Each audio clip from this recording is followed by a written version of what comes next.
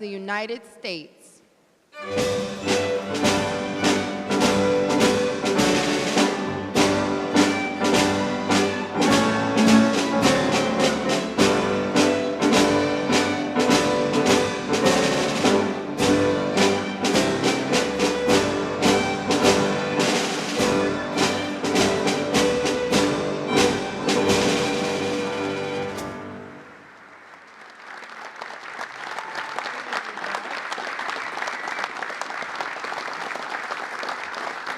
Thank you very much.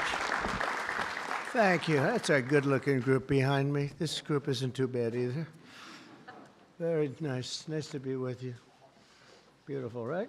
Beautiful. Thank you very much. And thank you all for being here to support one of the most important pieces of legislation in the history of our country.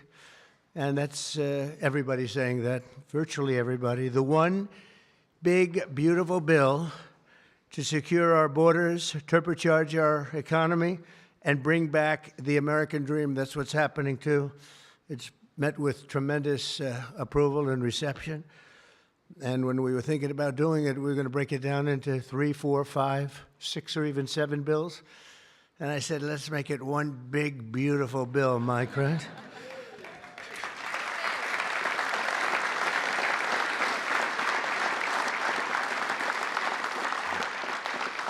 They actually said it would be very much harder to get this way, but it would be better.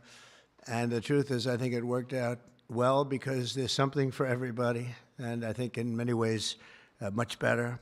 We're delighted to be joined by Secretaries Marco Rubio, Scott Bessent, Pete Hegseth, Doug Burgum, Doug Collins, Sean Duffy, Howard Lutnick, Linda McMahon, Brooke Rollins, Scott Turner, Chris Wright. Wow, that's a hell of a group. I think that's the biggest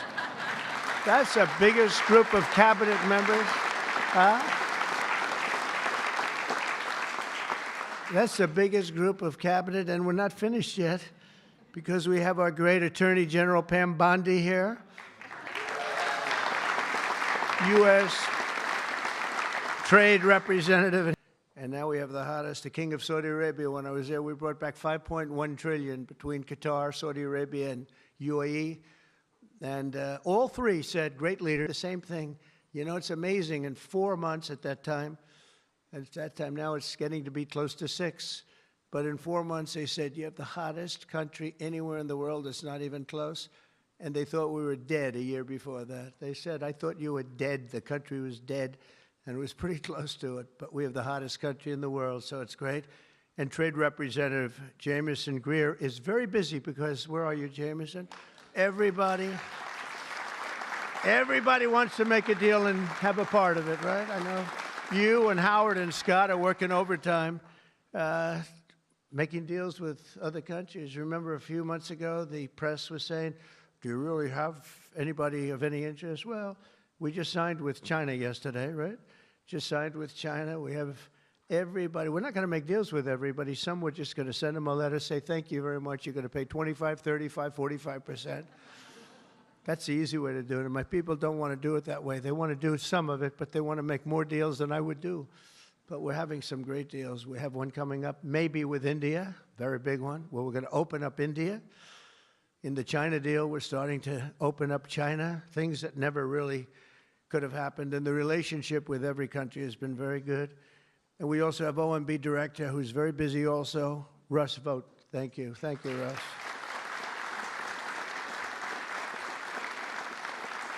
And also, I want to give a very special thank you. This is a hell of a group we have here. This is amazing, the quality of people. But actually, I like these people and most of those people much better than the people I just named, okay? But a very special thanks as well to Speaker Mike Johnson, who's a great, legendary guy. He's going to go down as a legend. A great friend of mine, a fantastic Senator, Roger Marshall, wherever you may be. Roger, thank you very much. Thank you. Bernie Moreno, great win Bernie had in Ohio. Bernie, great win. That was a tough race. They said that was not winnable, and he won by about 5 points, so that was pretty good. So much for not winnable. Mike Lee is here. Mike, hi, Mike. Thank you, Mike. Tim Sheehy, another tremendous win. Way to go, Tim. Young, handsome. That was another race that wasn't supposed to be able to be won. They said, well, we have a very young, handsome guy. I said, does that matter? Looks don't matter, do they, Mike? Looks. Anyway, great job. You can't help it. You can't help it. Great. That was a great race, along with Representatives Paul Gosar, Greg Murphy, Tom Kaine, Jen Kiggins, Rob Bresnahan, who's a, where is Rob? Stand up, Rob. Let me see you. Good. He's done a fantastic job. And Ryan McKenzie. Thank you, Ryan. Thank you all. That's great. It's a big group of people. We're here this afternoon to share the stories of an incredible group of patriots from across the nation whose future we are defending with the one big, beautiful bill. This is the ultimate codification of our agenda to, very simply, a phrase that's been used pretty well by me over the last 10 years, but maybe even before that, make America great again. Very simple, make America great again. When Joe Biden used to get up and say, we will stop this horrible MAGA. We're going to stop MAGA. We're going to fight it. We're going to, I said, Joe, loosen up. It's called Make America Great Again. It's okay. Remember that he got up so angry. He was so angry. He said, make America great again. But we'll deliver a record tax cut, a record spending cut, a record investment in border security. We've done so well on the border. You know, last month, we had 0 people that crossed the border. 0.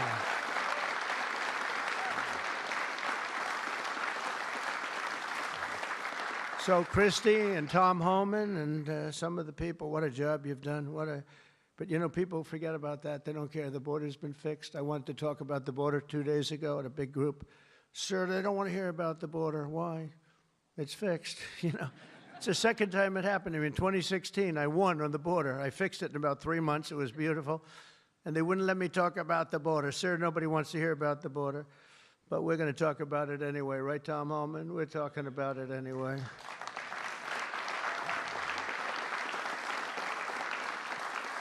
So we have a big number of dollars that's coming here because we want to keep it that way, and we want to keep it fixed, and a record number of deportations. We're bringing criminals out by the thousands. Nobody can even imagine. They let people in that were murderers, 11,888 murderers, gang members, people from mental institutions and insane asylum. You know what that is? That's insane asylum. That's a mental institution on steroids.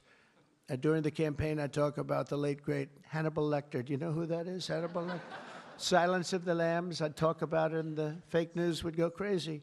Why does he keep mentioning? Well, because we won in a landslide. That's why they don't want to have Hannibal in our midst. And the day I signed this bill into law, almost every major promise made in the 2024 campaign already will have become a promise kept. And that's very important. Promises made, promises kept. And according to the Council of Economic Advisors, these reforms will protect or create more than 7 million jobs, add 3.1% to economic growth, reduce taxes for the typical American by nearly 15%, and increase take-home pay for the normal family of 4 by at least $13,000, and that takes place immediately. That's not bad, right? Look, I'm looking at that guy back there, right? That's pretty good. And if we had a person over at the Fed that would lower interest rates a little bit, that would be helpful too. It's hard to believe. This is on top of, you know, we have to fight this guy. He's not doing the job. Each point that he keeps it up is the equivalent of $300 billion. $300 billion. So if he lowered it to, it would save $600 billion. We have to work hard with cuts on that, right? That's a lot of cutting. And this guy could do it so easily. We don't have inflation. Well, we might have inflation. Yeah, and if you do, you raise the rate a little bit. That's okay. But we're going out because Biden gave us a lot of short-term debt. And in giving us short-term debt, he did us no favor. So I think what we'll do is we'll probably just extend the short-term debt and then go out, because I don't want to tie it up for 10 or 15 years at a high rate. But every point is it's really more, is 300 billion. So if we got it down to 1%, we're talking about almost $1 trillion in saving just with the stroke of a pen. No work, no missing anything, just like an accounting situation. Oh, Doug Collins, I just see Doug. Did I mention you, Doug? I don't think so. I'm glad I saw you. I'm glad that somebody's going to be in big trouble with you. They didn't write your name down, Doug. Somebody's in big, somebody's in, I got you. So we think of that, though. We save, and all you have to do, it's so simple. I'm explaining to this guy, and Biden extended him. That wasn't good. I'm explaining to him, you can do so much for our country. You could save $1 trillion just with a stroke of a pen. Just the utterance of a sentence that we're going to be cutting. It's a shame. It's a shame. We're one of the highest. We should be the lowest. You know, with the United States of America, we'd have money coming in like at levels that they have never seen. I got a call the other day from the people in Congress because we're doing our bill. I didn't even tell you this, Mike, and they called. They said, there's something wrong with the numbers, sir. I said, what's wrong? I don't know. They're not balancing out. There's something really wrong. I said, is that a good thing or a bad thing? Well, we don't know. I said, what's the problem?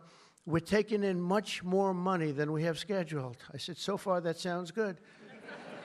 They said, how much is it? About $80 billion. I said, do me a favor, check the tariff line.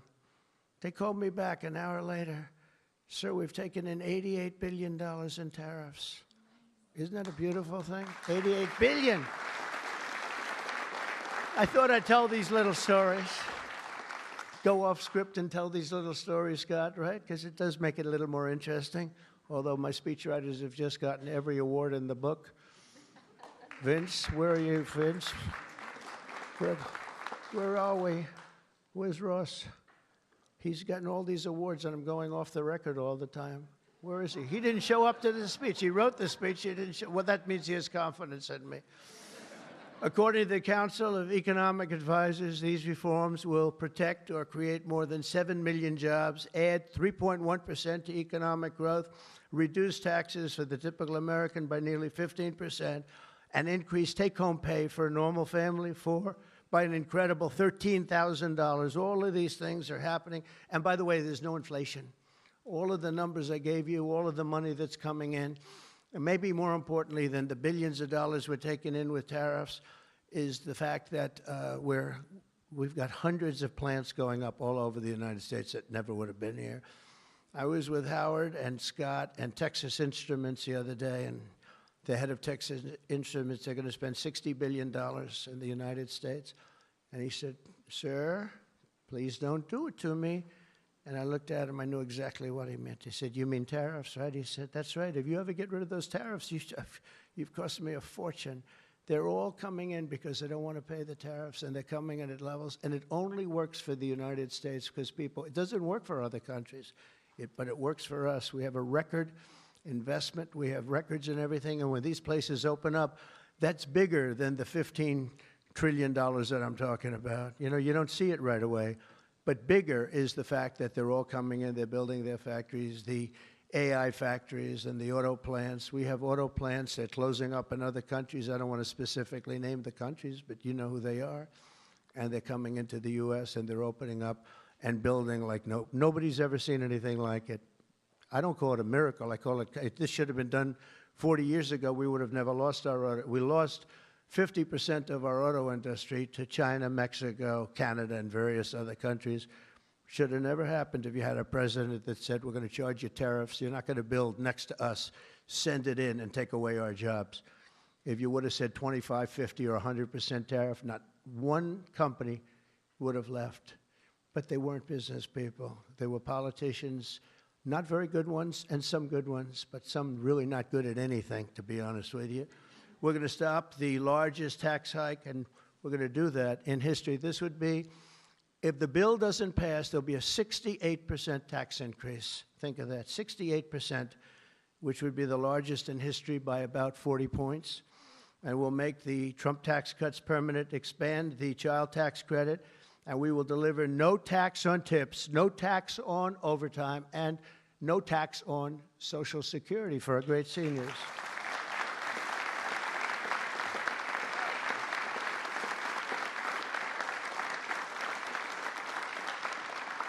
Among the countless citizens who will benefit from these tax cuts is Malachi Krzyzewski, a devoted mom and DoorDash driver from Ripon, Wisconsin, who uses her tip income to support her son. To think of that, no tax on tips, and it was a very big problem. I was at a dinner in my beautiful building in Las Vegas, and unrelated to this, and I said, what's going on?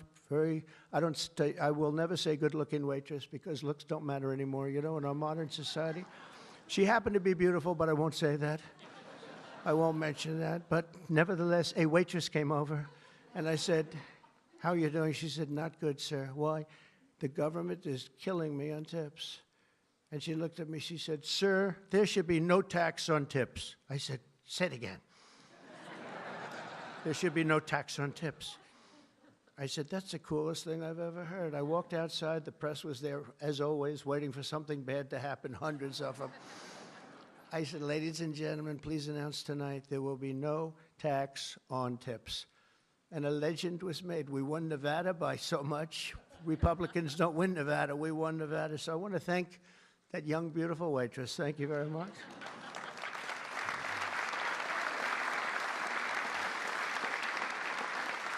But with no tax on tips and other cuts, this bill will save Malachi thousands of dollars per year, enabling her to achieve her goal of visiting every U.S. state with her son. She wants to visit every state by the time he's 18 years old. So, Malachi, it sounds to me like you're off to a fantastic start. And where are you, Malachi? Where are you? Congratulations. Great. That's good. Thank you. Also with us today is Luke Wilson, a 23-year-old electrical lineman. He loves being an electrician, but in this case, the lineman. And these are guys that take big risk, and it's hard stuff. But if you know what you're doing, it's fine. He's from Harmony, Pennsylvania, as well as Dee Sova, a truck driver from Springfield, Missouri, where, by the way, our beautiful planes landed, our B-2s. They landed after 36 hours of flying. Great going, Pete. And they hit the target. And they hit the target, and the target has now been proven to be obliterated, just as we said. We had little fake news from CNN. Thank you very much, CNN, for that. With 3 million miles of driving under her belt, who mentors other women in her industry. And I just want to say, Luke and Dee spend countless hours working overtime to help make this country run. And this bill, the typical overtime worker like them will take home nearly $1,500 extra every single year. So you're talking about at least $1,500, and there will be no harassment because you were being harassed by the Democrats. So Luke and Dee, congratulations to you both. Thank you very much. Congratulations, wherever you may be. Thank you. Thank you very much. Also with us is James Benson, a third-generation auto worker from Belleville, Michigan, who has spent 26 years at Ford Motor Company, which is doing very well. They have a lot of plants in this country. If you have plants in this country, you're going to make a lot of money. And is a member of a tremendous group of people, auto workers. And I'll tell you, we love these people. Auto workers for Trump, and I came through for them, but they were with me long before I really thought. A lot of people said, is he going to run again? Will he run? They've always been with me, the auto workers. James was a lifelong Democrat until 2017 when he saw the benefits of our tax law, and he also liked Trump. Now, sometimes they can like the law, but if they don't like the candidate, it's not going to matter, right? Is that right, Marco? Marco knows, because he has been one hell of a great Secretary of State, right? Stand up, Marco. Everybody respects Marco, right? True. Everybody respects him. Now we're delivering an even bigger win for the auto workers by making interest on car payments fully tax deductible. You know, that's something only rich people seem to have gotten. I said, you know, and that was my idea. It's pretty simple. But I said, you know, the rich people, they always looking for deductions. We want deductions. Linda, did I say, will you please stand up? Linda McMahon. So great. How much is Harvard going to be charged? How much are you asking for Harvard? Because they really have violated a lot of different caveats, haven't they? Huh? A lot, like a lot. They've been given $5 billion over the years. Can you imagine? And that's over a short number of years. That's just the beginning. They have $52 billion sitting in the bank, and they haven't been nice to our country. So I want to thank Linda McManus, who's been really fantastic. But I said, on interest, I said, why couldn't we, if a car is made in the United States only, because otherwise we don't care if it's made someplace else, give the people that buy the car a deduction on the interest that they're paying to buy the car. And people said, what a great idea. It's so simple. It's like the paperclip. Somebody came up with the idea of a paperclip many years ago, 1817, and he became a very rich person. And everybody looked at it and said, why the hell didn't I think of that? But it's like the paperclip, but only if the car is made in America. Remember that, James. We're going to keep those Michigan auto factories roaring. And as you know, we won Michigan by a lot, Susie, right? We won Michigan by a big margin, and something that typically is not easy, but I think we've won it. I actually think we've won it 3 times in a row. So it's been a great state, but a big factor with the auto workers. They went with us very big, and I love them. The One Big Beautiful Bill will also be an incredible victory for American farmers, another group that we did great with, especially family farmers like James Cullifer of Virginia Beach. Our bill will provide 100% expensing so they can buy a new farm equipment. And by the way, the expensing is good for everybody, not just farmers. And it'll virtually eliminate the so-called estate tax or the death tax. So you have a farm, you leave it to your children. If you like the children, you leave it. If you don't worry about the details. No, some people don't want to leave them. They don't like their kids, you know? Anybody in here not liking their children, farmers? But if you like your kids, you want to leave it. And a lot of times what was happening before I got there, because I put this in the first tax bill, as you know, but people would die, they'd leave their farm. There was no cash, but there was value to the farm, sometimes good value. It's called real estate rich and cash poor. And the kids had no money, and they'd be foreclosed out by a bank. They'd borrow money to pay the estate tax. You don't have to pay estate tax anymore. That's pretty big stuff. So for the farmers and for others in small business, it's great. But James's family has been working in the land for generations, and with this bill, we will ensure that family farms like his can stay in the family for many generations to come. Where's James? James, you around? Where's James?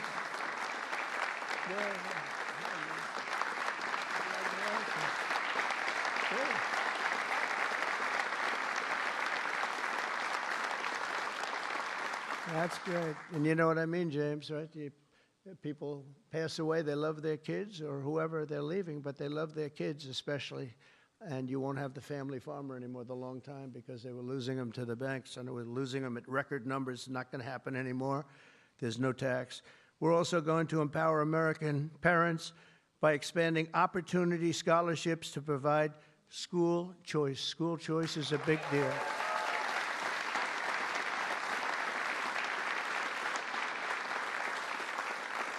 And we just got school working with the governor of Texas, as you know, Greg Abbott.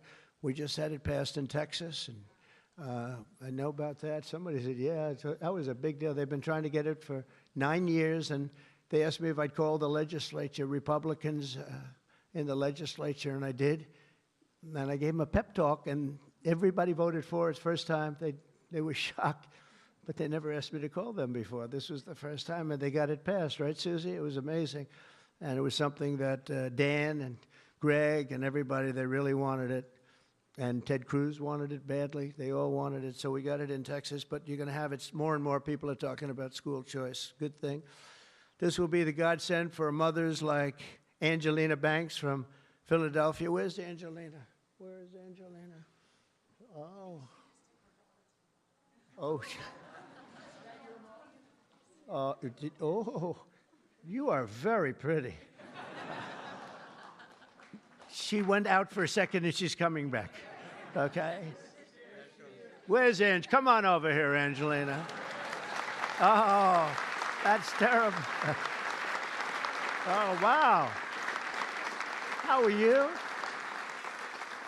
I won't ask you where you've been, okay? I promise. But it's great to have you. It's great to have. I mentioned your name. I said, where's Angelina? He said, she'll be right back, sir. Thank you very much. Appreciate it.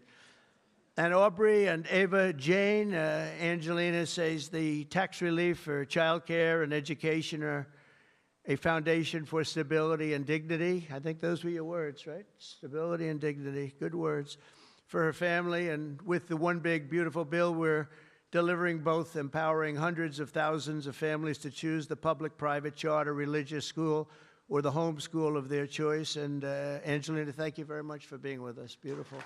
Beautiful.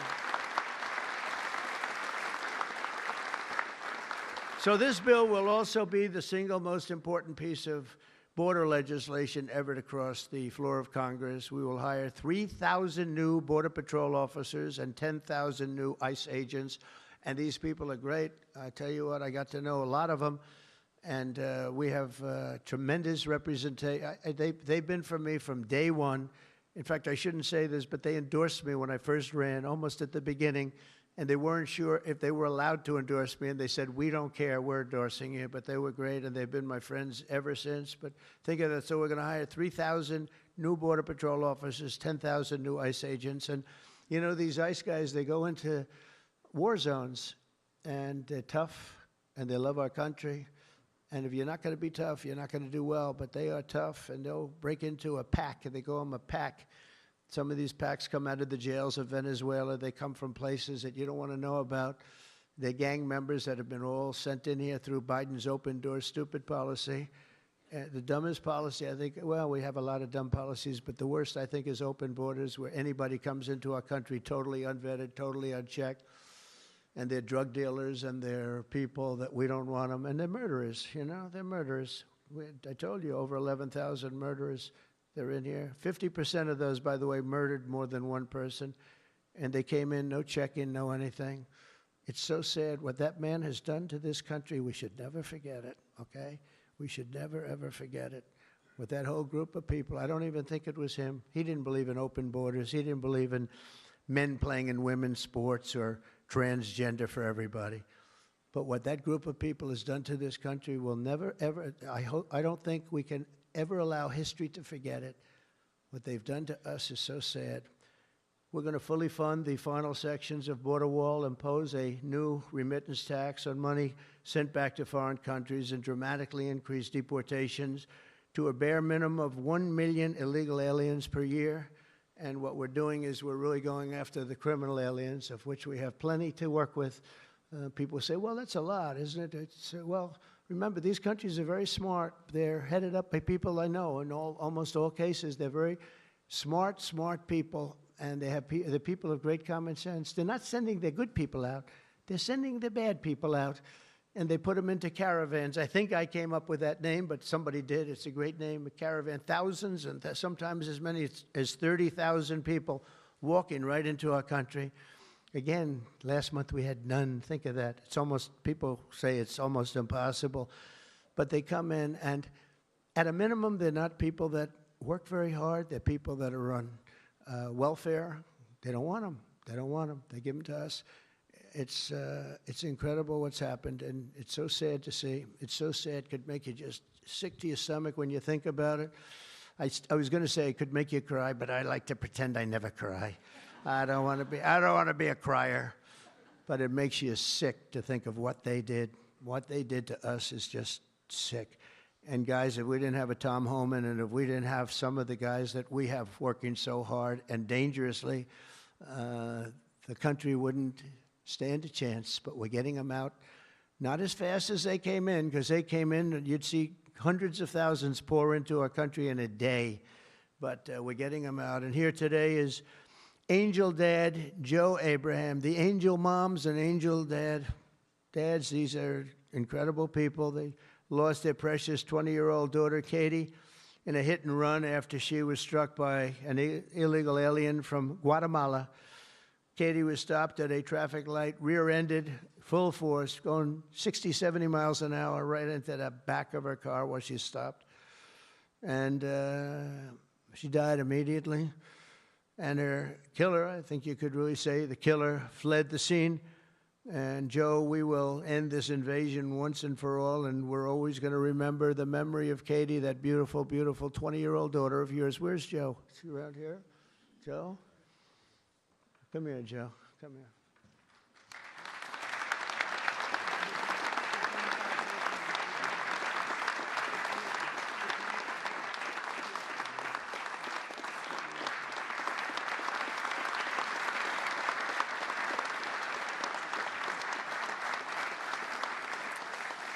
Ah, boy, oh, boy, oh, boy.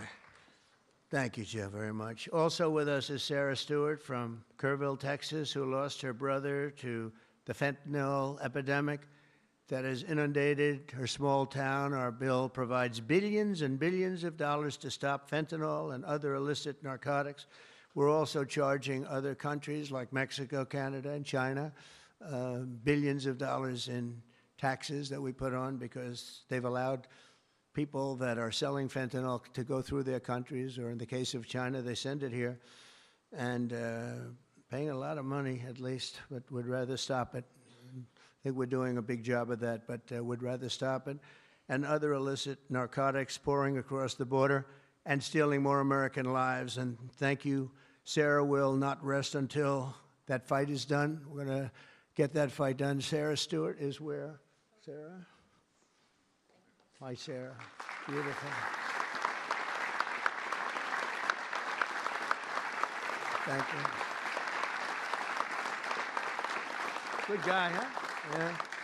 I can see that. I also want to thank the president of the National Border Patrol. His name is Paul Perez. He's been with me from the beginning.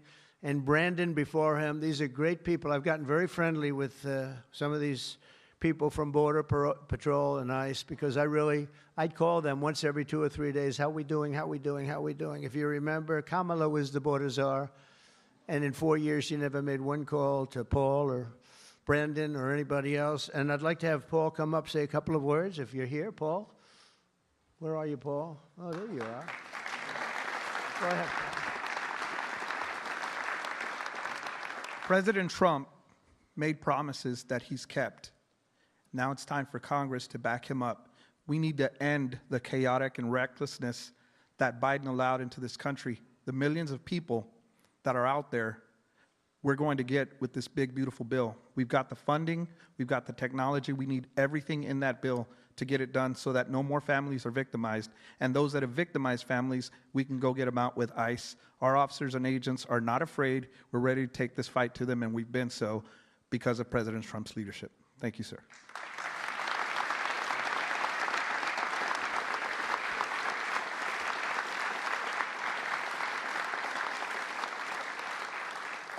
He's been a great friend of the country. He really has, and he's worked with Tom Homan and Christie and all the people that work so hard. They have been incredible. And, you know, I wasn't going to do this, but I see Tom Homan is sitting there, and, you know, I have to call him up. Look at that. I don't call up the Speaker of the House. I don't call up Marco or Peter or anyone. But I want to call this guy because this guy is keeping us very, very safe. Come on up, Tom.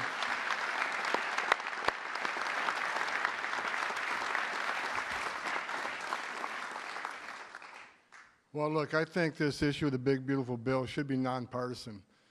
I don't know what the hell's the matter with everybody up in Congress? People are dying every day. ICE is arresting 3 times as many criminals that the Biden administration did. We're taking public safety threats and national security threats off the street every single day. But we got over 600,000 illegal aliens with criminal histories walking the streets of this country. We got less than 5,000 deportation officers. This should be a no-brainer. The more resources we get, if we get this bill passed, we got more agents on the road.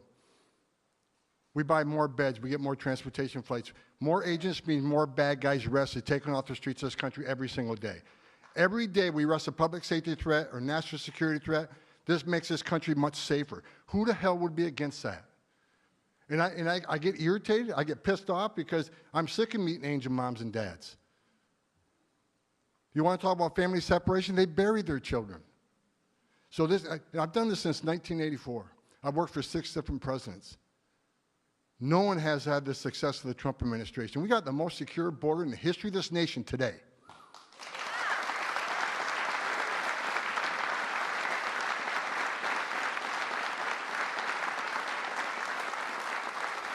But we need more border wall. Border walls save lives. Women and children can't get over that wall, which means they go to a place where there's not a wall. And what's waiting on them? The men and women of the Border Patrol who take care of the humanitarian needs and save their lives. We already got fentanyl seizures down half. Fentanyl seizures should be 100%. We should have zero fentanyl coming to this country. We need money to help secure that border at a higher level. Stop the fentanyl from coming in. Stop the sex trafficking of women and children. Stop the known inspected terrorists coming across that border. Right now, I was looking at the stats today. ICE is arresting a record number of known suspected terrorists in this country, along with the FBI. With more money, we can arrest more of these people, make this country safer. This is a nonpartisan issue. Let's make this country safe again. So to the Democrats and the Republicans and the Independents, I don't care who you're from, pass the bill so we make this country safe, so we can stop the violence against ICE officers. Let's make this country safe again, and without that bill, it's going to be a hard road. We got a lot of people to look for, a lot of people to arrest, a lot of national security threats we know are in this country. We need to find them. We need more money to do that. We need more agents to do that. For God's sake, let's pass this bill and get this done.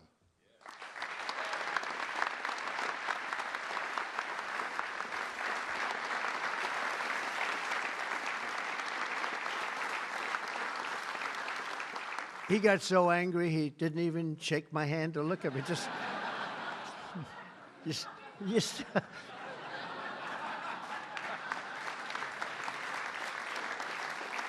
But he's right.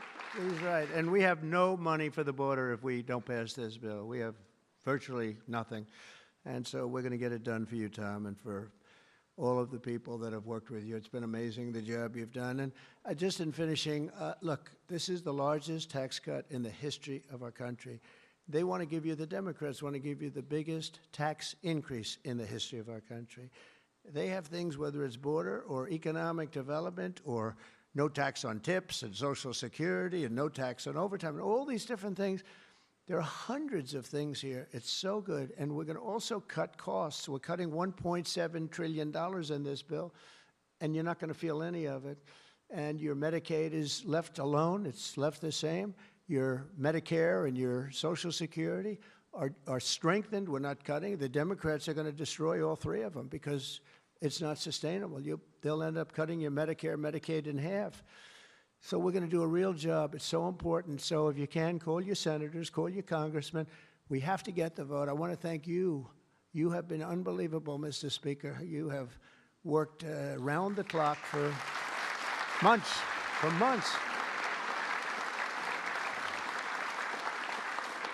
And, you know, I shouldn't say this, but we don't want to have grandstanders where one or two people raise their vote. We don't know. And they do it to grandstand, that's all. Not good people. They know who I'm talking about. I call them out.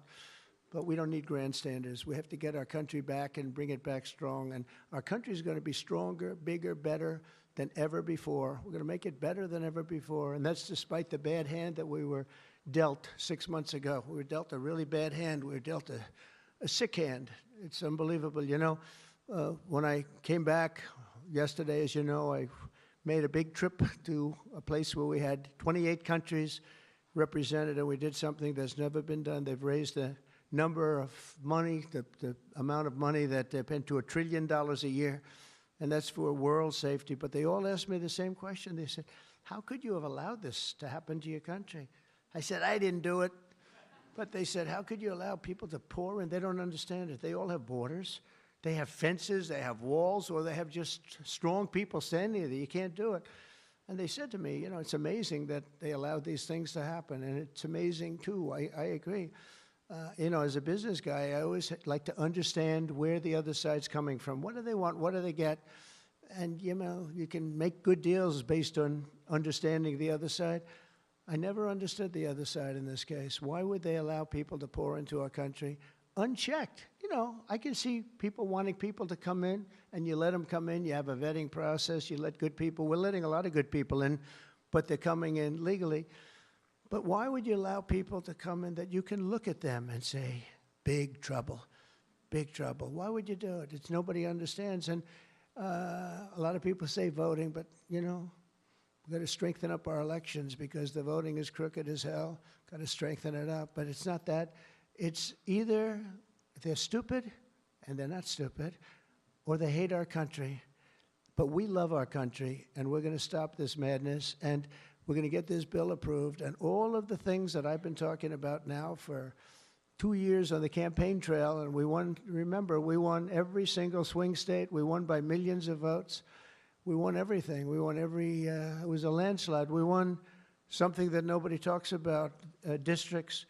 You have thousands of districts. We won 2,750 to 505. Think of that. That's why when you see a map, the whole map is red. That stands for Republican, by the way, because it stands for a lot of other things too, but it stands for Republican with a little piece of blue on each side.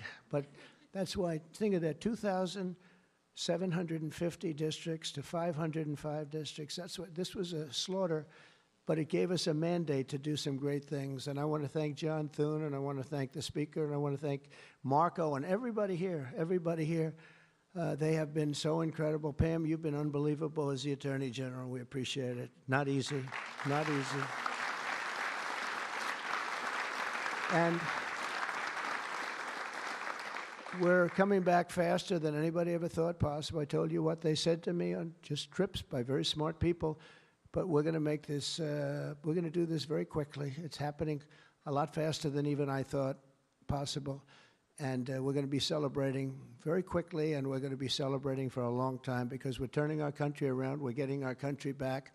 And we're ruling with common sense, you know, whether you're conservative or liberal or, as they like to say, progressive. They don't like the word liberal anymore. Progressive, I think it's a beautiful word, too.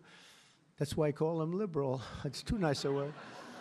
I don't know how you can be progressive when you're turning the country backwards. But no matter what you are, it's all about common sense. And I think that's the way I've ruled. I do what's right. I want to have borders. I don't want to have transgender for anybody that happens to leave the house at a young age, the things they do. I don't want to have men playing in women's sports. That's got to be, you know, they say it's an 80-20. I think it's a 97-3 issue. It's so ridiculous. It's so ridiculous.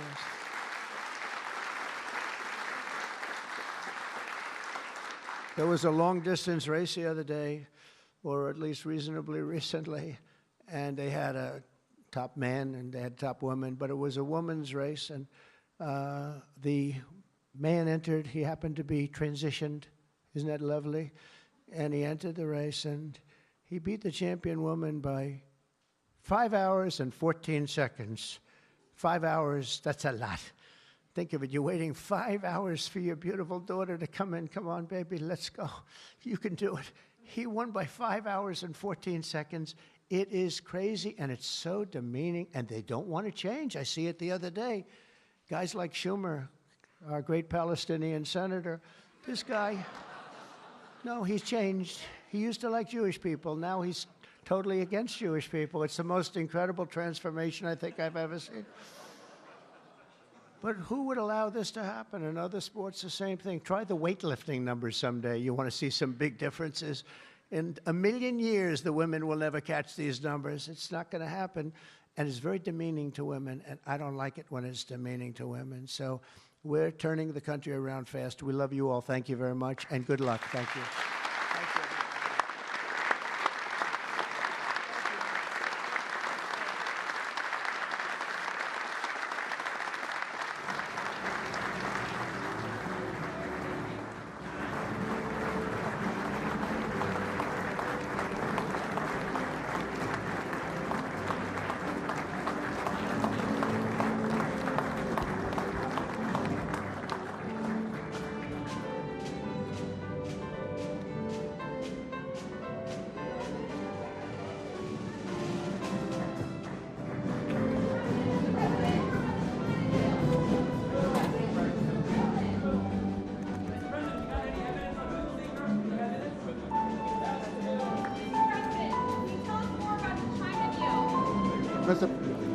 Mr. President, can Congress finish this by July 4th? We hope so. Mr. President,